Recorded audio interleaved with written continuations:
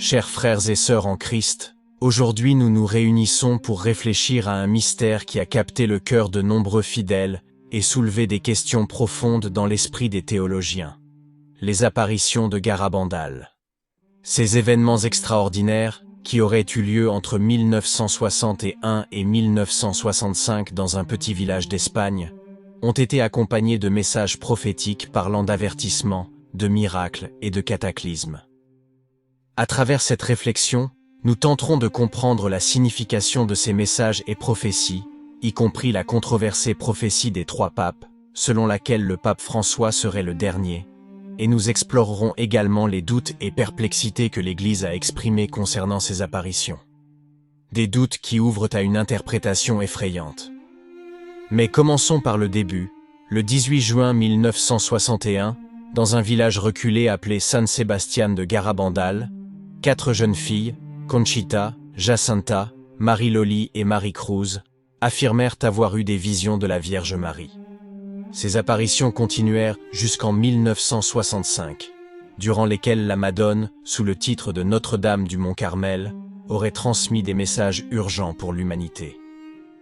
Ces événements attirèrent rapidement l'attention des fidèles et des curieux, désireux de voir et de comprendre ces phénomènes surnaturels. Les filles étaient souvent vues en état d'extase, le regard tourné vers le ciel, dialoguant avec une entité invisible au présent. Les témoignages rapportent que, pendant ces visions, les jeunes filles n'étaient pas soumises aux lois de la physique. Elles marchaient à reculons sans tomber, restaient immobiles dans des positions inconfortables et montraient une résistance physique extraordinaire. Les apparitions furent accompagnées de messages de grande importance et urgence. La Madone aurait révélé aux voyantes divers avertissements concernant l'avenir de l'humanité. Ces messages peuvent être synthétisés en 4 thèmes principaux. 1. L'avertissement. La Vierge parla d'un avertissement qui serait visible et perceptible par chaque personne sur Terre. Ce serait un moment d'illumination de la conscience, où chacun verrait son âme telle que Dieu la voit. Cet avertissement avait pour but de préparer l'humanité à la nécessité d'un repentir sincère. 2. Le grand miracle. Un miracle extraordinaire aurait lieu à un endroit précis de Garabandal. Conchita González, l'une des voyantes, affirma que ce serait visible par tous et laisserait un signe permanent. Ce miracle confirmerait la véracité des apparitions et des messages. 3. Le châtiment. Si l'humanité ne répondait pas adéquatement aux avertissements et ne se repentait pas, un grand châtiment s'abattrait sur le monde. Cet événement serait d'une ampleur catastrophique, apportant souffrance et destruction. 4. La prophétie des 3 papes. L'un des éléments les plus controversés et discutés des apparitions de Garabandal est la prophétie selon laquelle, après le pontificat de Jean XXIIIe, il n'y aurait que 3 papes avant la fin des temps. Cette prophétie a suscité beaucoup de débats et de confusion, surtout en tenant compte de la succession papale après Jean-Paul II. Selon ce qui a été rapporté, la Vierge Marie aurait dit à Conchita qu'après Jean XXIIIe, il n'y aurait que 3 papes puis viendrait la fin des temps, non nécessairement la fin du monde, mais une période de grande tribulation et de changement. Cette prophétie a été interprétée de diverses manières, surtout à la lumière de la fin du pontificat de Benoît XVI, et actuellement celui de François. La confusion vient du décompte des papes et de l'interprétation du terme « fin des temps ». Certains fidèles soutiennent que la période indiquée par les apparitions ne doit pas être prise à la lettre, mais plutôt comme une période de transition spirituelle et morale pour l'humanité. D'autres estiment qu'il peut y avoir une distinction entre le terme « fin des temps » et « fin du monde », suggérant que nous attend une ère de purification et de renouveau. Les affirmations de Conchita, réitérées au fil du temps, témoignent que la Vierge n'aurait pas parlé de fin du monde, mais de fin des temps. Le 3 juin 1963, lorsque la nouvelle de la mort du pape Jean XXIIIe se répandit, Conchita annonça à sa mère et à d'autres présents que, selon ce que la Madone lui avait révélé, il ne restait que 3 papes. Cela a été confirmé par plusieurs témoignages écrits, y compris celui de Francisco Claps Magmo, et une lettre de Maximina à la famille Pifaré, rapportée par l'écrivain espagnol De Pesquera. Cependant, le décompte des papes après Jean XXIII a soulevé d'autres questions.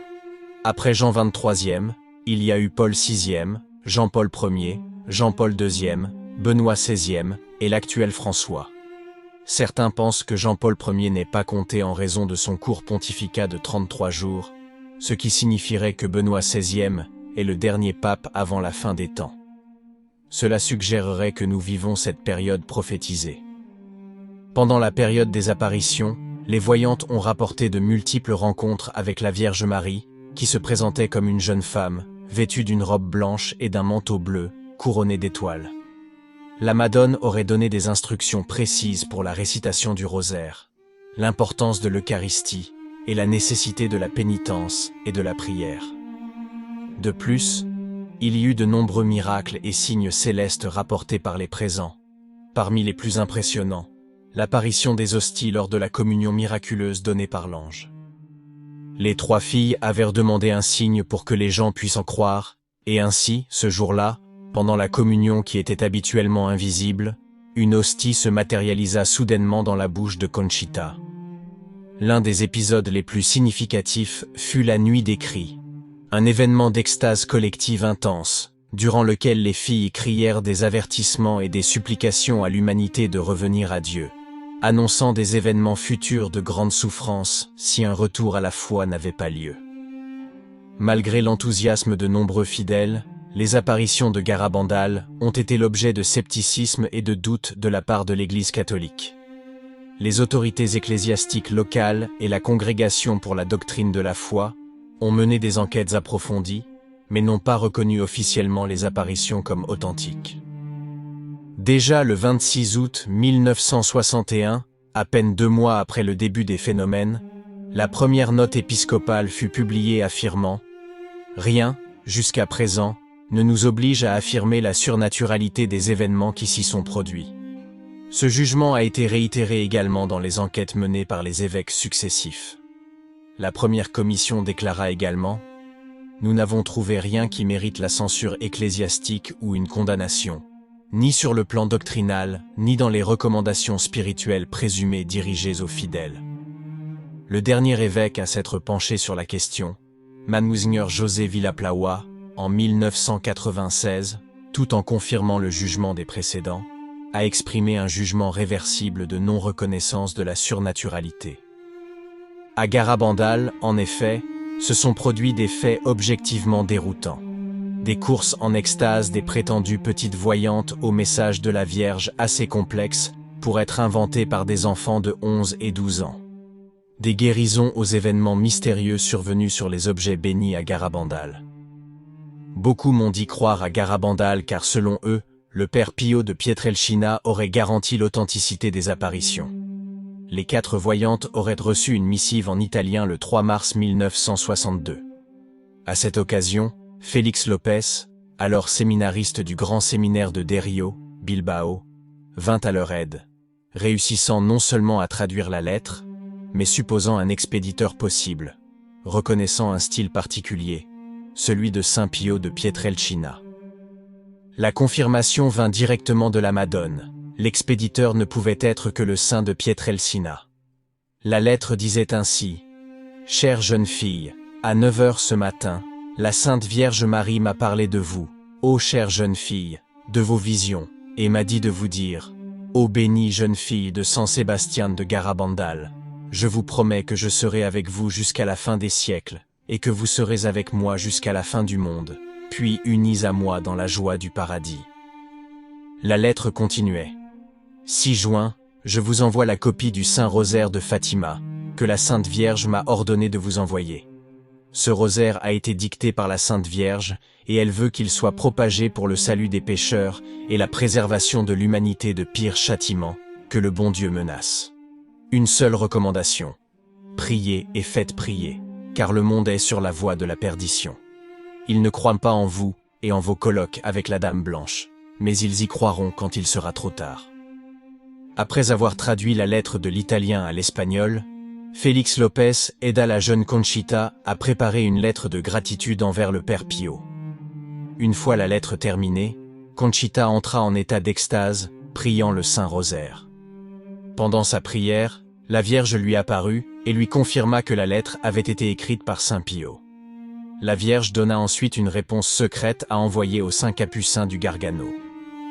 L'une des prophéties de Notre-Dame de Garabandal concernant le miracle était que le Père Pio le verrait de n'importe quel endroit où il se trouverait. Mais le Père Pio mourut le 23 septembre 1968. C'était en 1968 lorsque Conchita reçut un télégramme lui demandant de se rendre à Lourdes. Là, la voyante rencontra le Père Bernardino Schenamo, qui disait être un émissaire du Père Pio, à qui la jeune fille manifesta son amertume. Pourquoi la Vierge m'a-t-elle dit que le Père Pio verrait le miracle, et puis il est mort? Mais le Père Schenamo la rassura. Il a vu le miracle avant de mourir. Il me l'a dit lui-même. En réalité, nous n'avons pas la certitude que tout cela soit réellement arrivé. Et même sur la lettre du Père Pio, il existe plusieurs doutes sur son authenticité, car il y a de nombreux éléments qui font penser que la lettre n'est pas du Père Pio, car elle manque de sa signature ou de celle de ses secrétaires chargés de maintenir la correspondance épistolaire du Saint Capucin. De plus, il y avait un frère chargé des lettres en langue espagnole. Il est donc anormal qu'ils aient pu recevoir une lettre en italien. Ces doutes ont soulevé diverses polémiques, si bien que certains auteurs soutiennent la thèse de l'origine diabolique des phénomènes de Garabandal. Plus précisément, les curieux événements extatiques sont objectivement très étranges et hors du contexte généralement connu dans l'histoire des voyants. En effet, en lisant l'histoire de ces 4 filles, on reste émerveillé par la façon dont leurs corps ont été utilisés pour accomplir des actes très étranges, pour faire des courses folles et marcher même à reculons, et des mouvements impossibles pour l'être humain, très similaires à certaines manifestations de nature non humaine que l'on remarque chez les possédés, ou chez ceux qui, peut-être dotés de capacités médiumniques, entrent en transe spiritique. Ces comportements sont une nouveauté dans l'histoire de l'Église, car ni les saints, ni les bienheureux, ni les prophètes n'ont jamais eu de telles attitudes. Habituellement, la Vierge Marie n'utilise pas de faire des choses aussi étranges et inhabituelles. En outre, les apparitions s'élèveraient à 2300 et certains jours, il y aurait eu des centaines de visions et d'apparitions dans les endroits les plus inattendus, et que parfois ces apparitions durèrent même 8 heures, et même de nuit. Les filles dans le froid et la glace hivernale auraient été appelées par la Madone à sortir dehors. Même la façon de réciter le rosaire des filles pendant les extases est tellement lente et étrange que certains ressentent une profonde inquiétude en écoutant les enregistrements rapportés par les documentaires de l'époque. Les apparitions de Garabandal n'ont pas convaincu toute la communauté chrétienne, et l'Église continue de ne pas les reconnaître. Mais elle nous invite certainement à réfléchir profondément sur notre chemin de foi et sur notre relation avec Dieu. Chers frères et sœurs, nous ne sommes pas en mesure d'affirmer avec certitude ce qui s'est passé à Garabandal, mais nous pouvons dire que les messages de prière, de pénitence et de conversion sont valables et urgents. Nous sommes appelés à veiller, à prier et à vivre une vie de témoignage chrétien authentique, nous préparant toujours à la rencontre avec le Seigneur. Que nous puissions tous trouver dans ces messages une incitation à renouveler notre foi et à vivre avec plus de ferveur notre engagement chrétien selon les paroles de l'Écriture. Faites-nous savoir dans les commentaires ce que vous pensez des apparitions et des messages, et n'oubliez pas de vous abonner à la chaîne pour ne pas manquer les nouvelles vidéos et rejoindre la communauté de foi et de prière. Que Dieu nous bénisse tous.